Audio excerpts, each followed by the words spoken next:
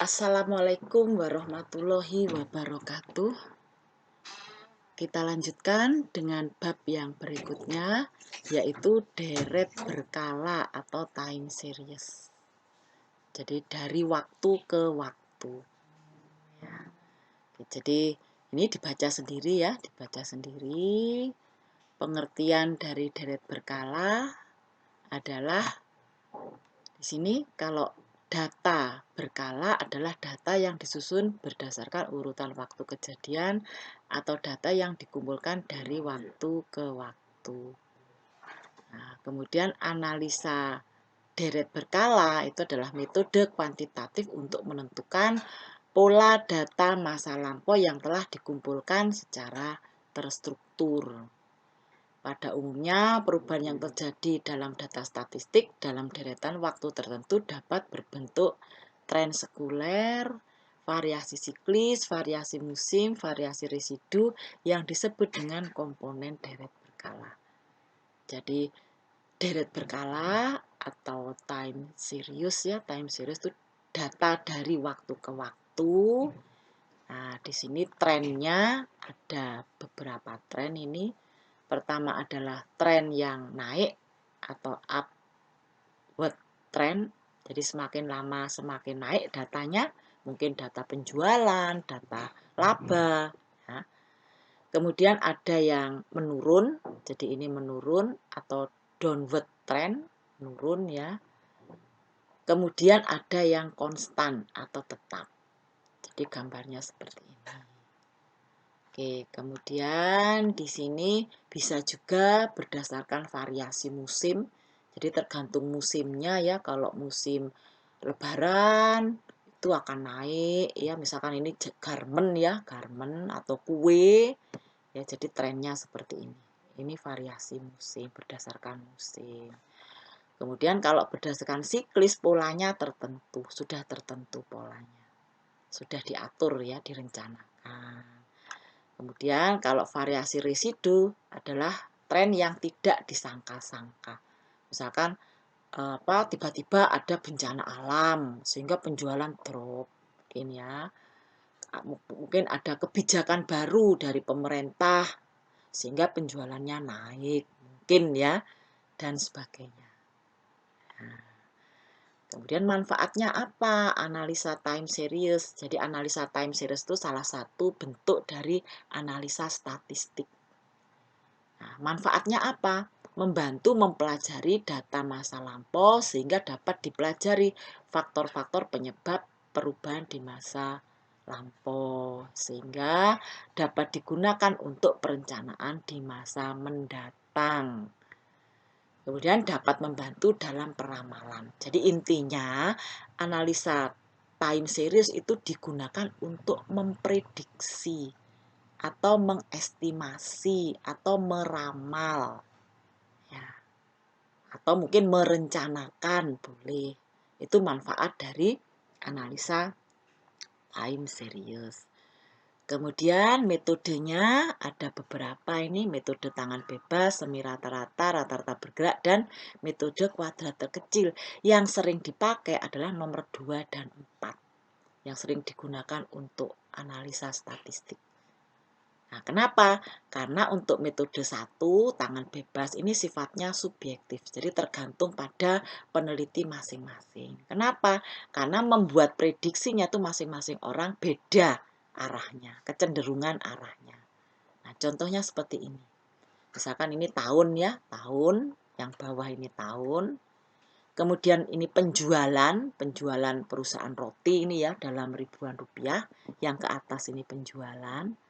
Jadi kalau menggunakan metode tangan bebas itu kita membuat titik-titik koordinat. Titik koordinat itu terdiri dari absis dan ordinat. Absisnya ini tahun, ordinatnya adalah penjualan. Jadi misalkan ini 2002 penjualannya 176 dikasih titik. 2003 penjualannya 170 dikasih titik dan seterusnya titik-titik-titik gitu. Kemudian dari sela-sela titik itu ditarik garis lurus. Nah, garis lurus ini tuh kan relatif. Jadi mungkin ada yang agak ke atas, ada yang agak ke bawah. Nah, sehingga masing-masing orang itu beda memprediksinya. Itu alasan kenapa metode tangan bebas itu jarang digunakan. Nah, sekarang yang kedua, ini yang sering digunakan, yaitu metode semi rata-rata atau setengah rata-rata. Bagaimana caranya untuk memprediksi untuk metode semi rata-rata ini? Caranya adalah sebagai berikut. Data dibagi jadi dua bagian yang sama.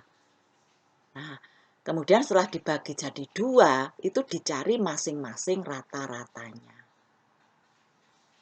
Ini ya, bagi data menjadi dua bagian yang sama. Apabila datanya ganjil, maka bagian tengah dihilangkan. Bukan dihilangkan ya, diabaikan. Diabaikan untuk sementara. Kemudian jumlahkan masing-masing bagian, hitung rata-rata masing-masing bagian. Kemudian gambarkan dua titik tersebut dan hubungkan dengan garis lurus. Contohnya seperti ini. Nih ya. Ada tahun penjualan mulai 2001 sampai 2010. Ini maaf tahunnya agak lama ya, tidak apa-apa, ya, contoh soal aja. Nah, ini kan ada 10 tahun. Berarti kalau 10 tahun itu dibagi 5-5. Ke atas 5, ke bawah 5. Tapi misalkan ada 11 tahun. Maka yang tengah itu diabaikan yang tengah. Misalkan ini kan sampai 2011. Berarti 2006 itu ada di tengah-tengah sini. Jadi ini mulai 1 sampai 5, terus 7 sampai 11. Yang 6 ditaruh di tengah-tengah. Itu kalau seandainya ganjil. Nah, jadi kalau genap enak bagi dua, sama. Ya. Kemudian masing-masing penjualannya ini berdasarkan ini ya. Ini. Nah, kemudian datanya ini ditotal, semi total, ditotal. Hasilnya 930. Ini juga ditotal. Hasilnya 1193. Kemudian dari total ini dirata-rata. Jadi karena ini penjumlahan dari 5 tahun, berarti 930 dibagi 5. 1, 2, 3, 4, 5. Hasilnya 186. Ini juga gitu, 1193 dari 5 tahun kan dibagi 5. Jadi 238,6. Sehingga diketemukan 2 semi rata-rata. Nah, kemudian semi rata-ratanya ini ditaruh di tengah-tengah. Tengah-tengah sini. Ini kan 2001 sampai 2005, tengah-tengahnya 2003. Jadi 186 itu nanti di 2003. Gitu. Tapi kalau misalkan ya, ini ada 4 gitu. Tengah-tengahnya mana? Berarti tengah-tengahnya antara antara 2002 dengan 2003 di tengah-tengah sini. Kasih tengah-tengah gitu. Tapi karena di sini 5, berarti kan tengah-tengahnya ada. Gitu ya, itu tahun 2003. Lurusnya 2003. Ini juga gitu, tengah-tengahnya tahun 2008. Berarti ini lurusnya 2008. Oke, kalau sudah digambar di sini. Tadi kan 2003 tengah-tengahnya ya kan, 2003 berarti 180 dengan 186. 2003 dengan 186 ketemu di titik sini. A, katakan titik A sini. Terus tadi 2008 dengan 238,6. Ini ketemu di titik sini. Terus 2 titik ini ditarik garis.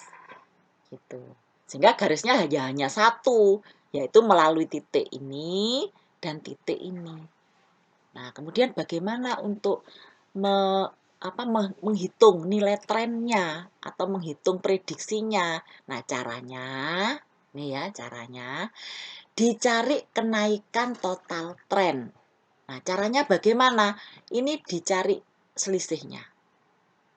Ini selisih total trennya. Ya. Jadi kenaikan total trennya itu berapa? Jadi 238,6 dikurangi 186. Hasilnya 52,6.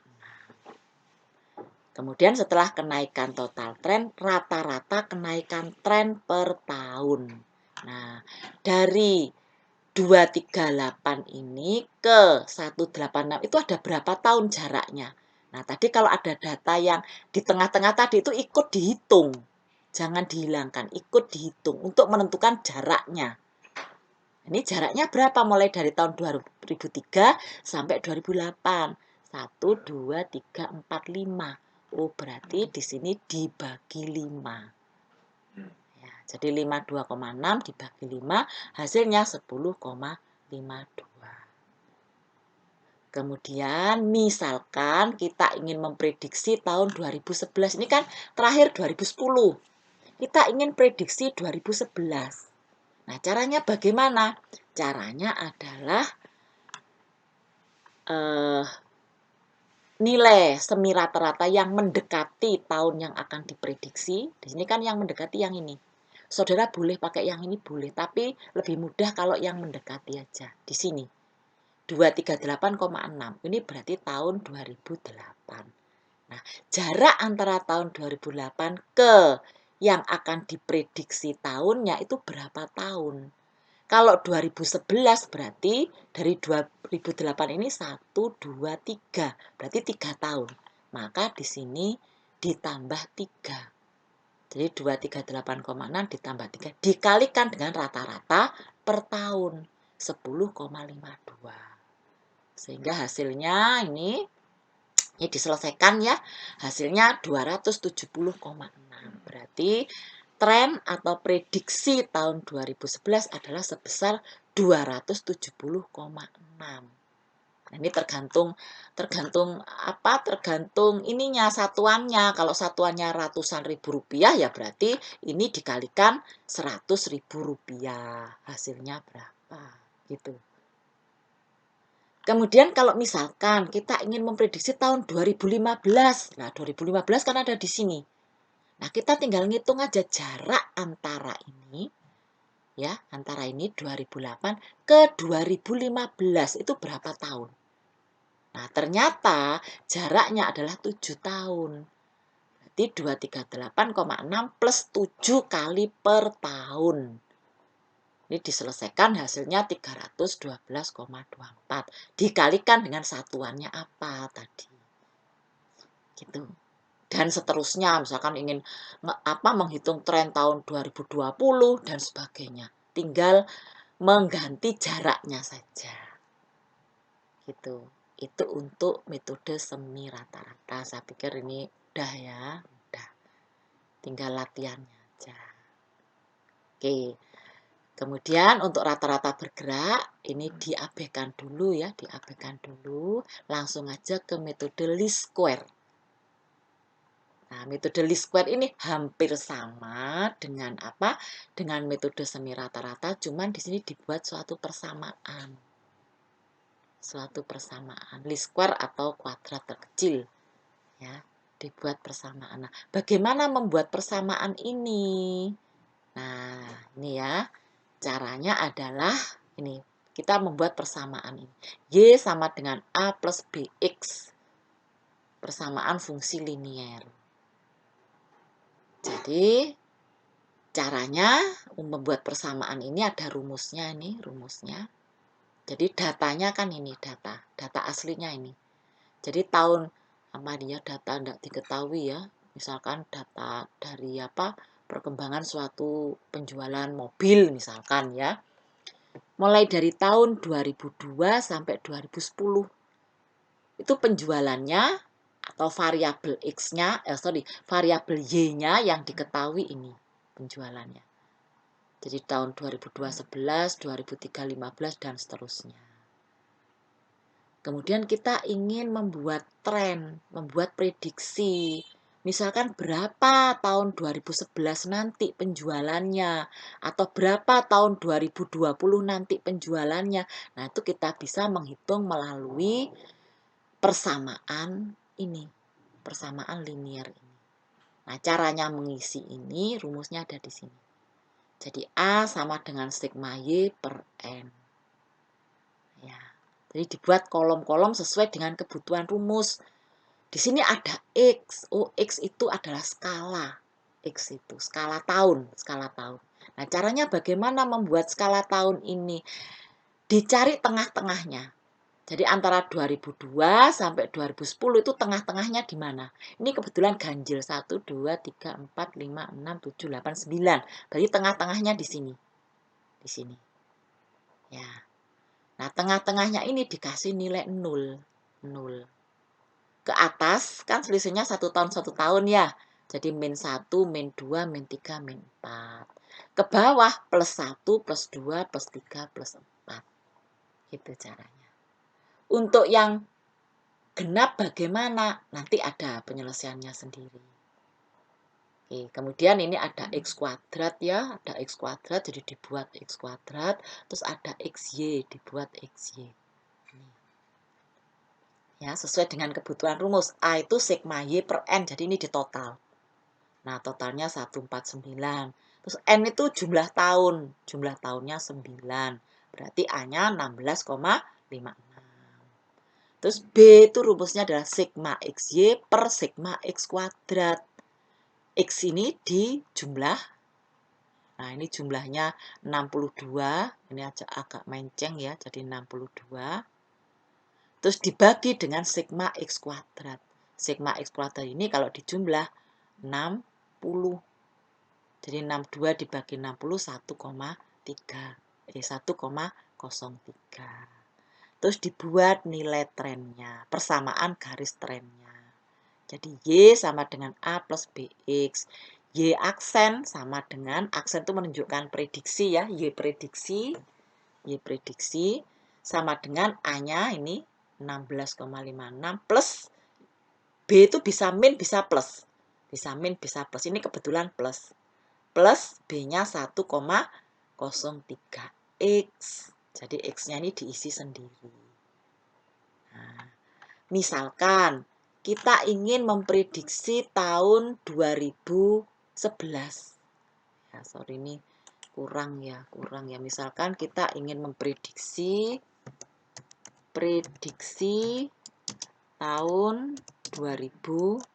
Sebentar. Tahun 2011. Ya. Tahun 2011. Nah, kita menggunakan persamaan garis tren ini. Berarti berapa ini? 16,56 ditambah 1,03 dikalikan X. Nah, X-nya ini urutannya di sini. Jadi kalau 2011 berarti urutan X sama dengan 5. Ya kan? Jadi ini kali 5. Nah, hasilnya berapa? Ya, tolong dihitungkan ya. Hitung sendiri. Kalau misalkan tahun 2015 ya diurutkan di sini. 2015 itu jatuh pada X berapa? 5, 6, 7, 8, 9 gitu. Berarti 5-nya ini diganti dengan 9. Maka nilai prediksinya sekian. Itu cara memprediksinya. Ya, jadi tergantung pada urutan X-nya. Dan juga tergantung pada persamaan garis trennya. Itu untuk memprediksi berdasarkan metode least square. Oke ya, bisa ya. Kemudian tadi ini kalau genep ini, kalau genep.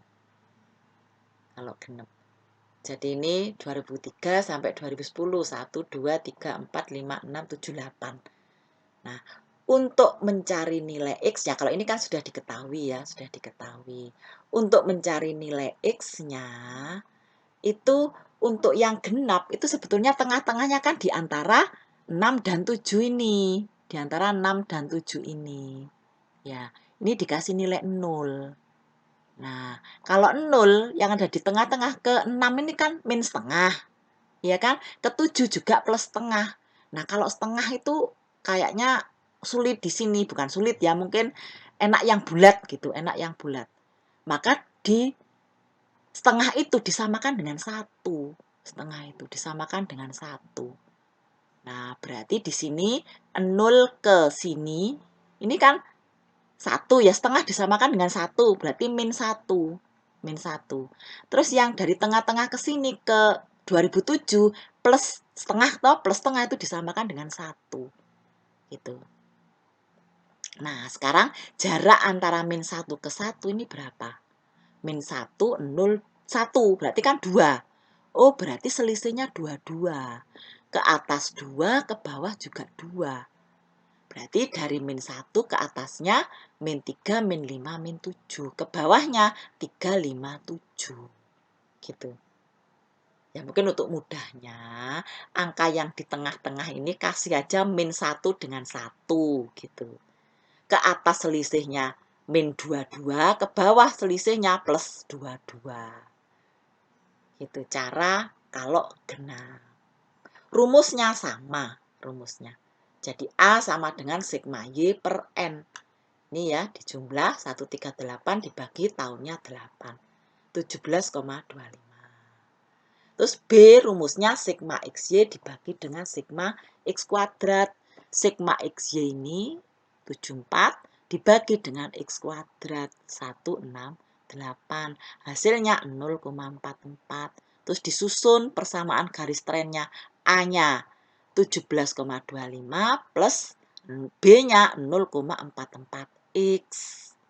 Ya. Terus misalkan kita disuruh memprediksi bentar ya. Prediksi tahun berapa terserah. Misalkan tahun 2012. Ya 2012 gitu ya. Ini kan terakhir 2010 ya. Misalkan 2012. Nah, kita menggunakan nilai tren ini tetap. Jadi 17,25 ditambah.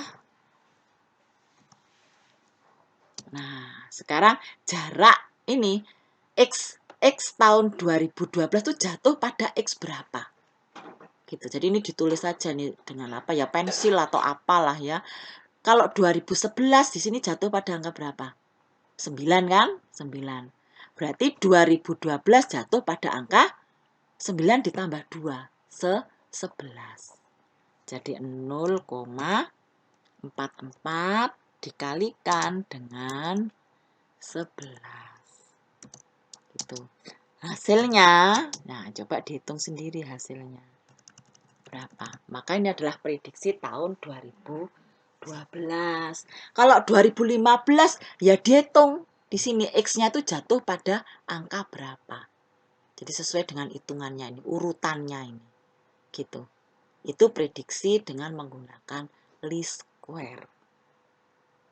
Oke ya, bisa ya? Bisa ya. Kalau mungkin bisa diulang-ulang lah, mungkin kalau kurang jelas, mungkin bisa didiskusikan dengan temannya, atau yang terakhir mungkin ditanyakan ke saya. Mungkin kalau ada pertanyaan tuh ditaruh di grup aja. Biar mungkin kalau ada temannya yang bisa dijawab dulu sama temannya. Oke. Kemudian ini coba ada soal ya. Ada soal kalau teorinya pasti ngerti lah teorinya ya. Coba saudara kerjakan nomor 4 saja. Ini ya. 4 data perusahaan penghilangan minyak. Ini ya 2013 sampai 2017 ini datanya. Dalam ribuan barel, ingat satuannya ya. Dalam ribuan barel. Kemudian buatlah ramalan produksi atau prediksi ini ya, ramalan produksi itu pada tahun 2018 dan 2019. Berdasarkan metode semi rata-rata, mungkin ini ataunya diganti aja ya, bukan atau, kalau atau itu kan salah satu ya. Dan gitu. Dan metode kuadrat terkecil. Jadi seperti yang saya jelaskan tadi, metode nomor 2 dan nomor 4. Coba dikerjakan.